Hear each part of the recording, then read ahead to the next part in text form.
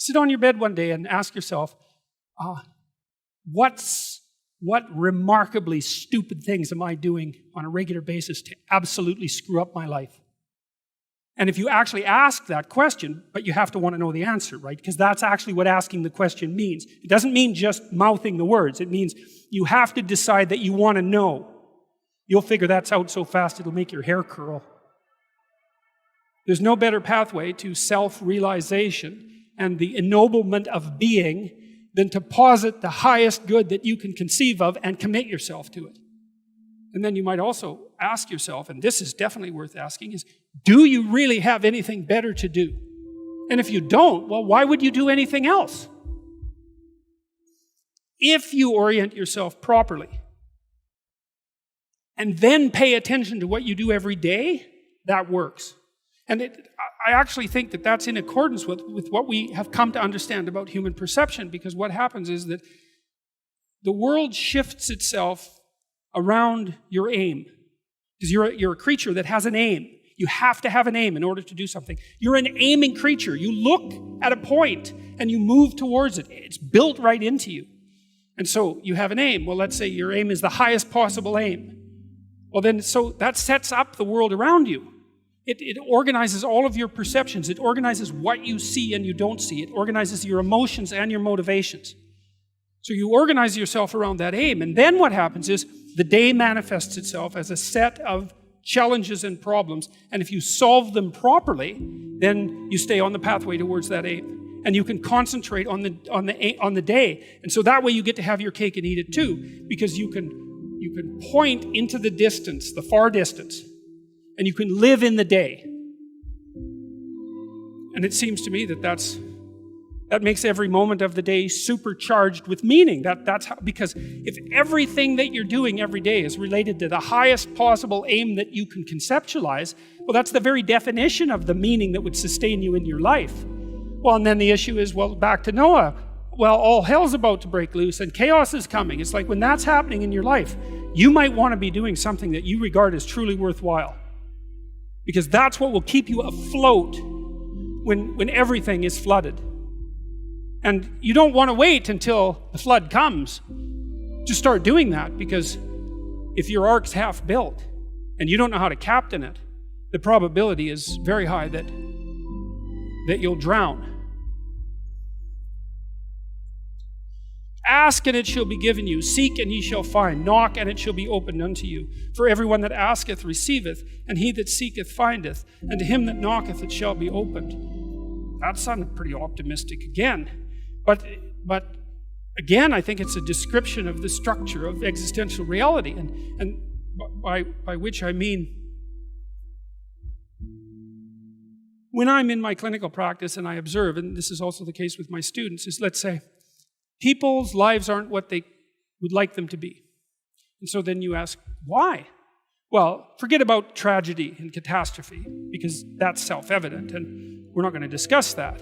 Although the degree to which you bring about your own tragedy is always indeterminate. But I would never say that every terrible thing that is visited on a person is something they deserved. I think that that's a very dangerous presupposition, especially because everyone gets sick and everyone dies.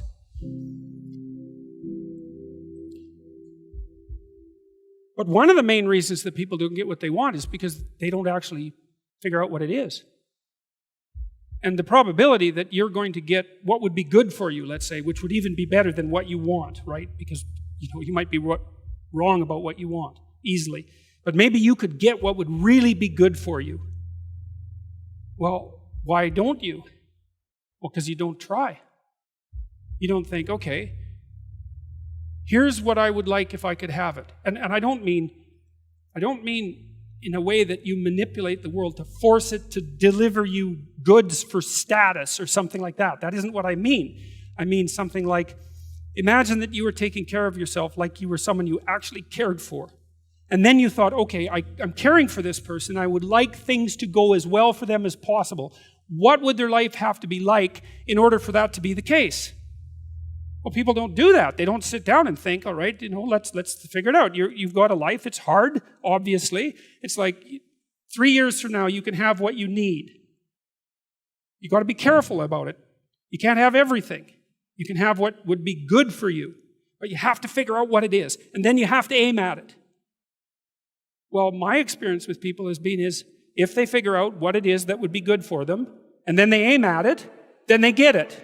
And it's strange because it's a strange thing. It's not quite that simple because, you may formulate an idea about what would be good for you, and then you take 10 steps towards that, and you find out that your formulation was a bit off, and so you have to reformulate your goal. So you're kind of going like this as you move towards the goal. But a huge part of the reason that people fail is because they don't ever set up the criteria for success.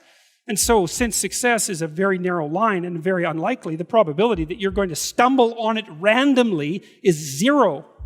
And so there's a proposition here, and the proposition is, if you actually want something, you can have it. Now, the question then would be, well, what do you mean by actually want? And the answer is that you reorient your life in every possible way to make the probability that that will occur as certain as possible. And that's a sacrificial idea, right? It's like, you don't get everything. Obviously. But maybe you can have what you need. And maybe all you have to do to get it is ask. But asking isn't a whim or today's wish. It's like, you have to be deadly serious about it. You have to think, okay, like I'm taking stock of myself. And if I was going to live properly in the world and I was going to set myself up such that being would justify itself in my estimation, and I don't mean as a harsh judge, exactly what is it that I would aim at? And so the issue is not so much the blindness of others, even though there's as much blindness among others as there is for you. But the issue here, the advice here, the description here is, you should be concerned about what's interfering with your own vision first. And you should leave other people the hell alone in relationship to that. And so if your mode of being in the world is, if you would just act better, things would improve for me, or if you identify the evil and the catastrophe as something that's outside, that someone else needs to fix, or that someone else is responsible for, then you're not going to fix that. And you're going to remain blind to the things that you're doing and not doing that make things not go well. And so it's just better to think, all right, I'm probably blind in many, many ways. And maybe there are some ways that I could rectify that, because it's highly probable that you're blind in all sorts of ways. I mean, in fact, it's virtually certain. And so it's just more useful to think, how is it that I'm wrong in this situation? I'll tell you something that I learned to do when I was arguing with my wife, which happened quite frequently. Because when you actually communicate with people, you find out that there's many things that you don't agree on. And that's because you're actually different creatures. And so if you're actually going to have a truthful conversation, then you're going to find out that you don't see things the same way. And then you can either pretend that that's not the case and gloss over it and then end up in a 30-year silent war, or you can have the damn fight when you need to have it and see if you can straighten it out. So now and then we'd get in a situation where we were at loggerheads, we couldn't move. And, it would spiral up into hate speech, let's say. Yeah, everyone laughs because they know they manifest plenty of hate speech towards those they love.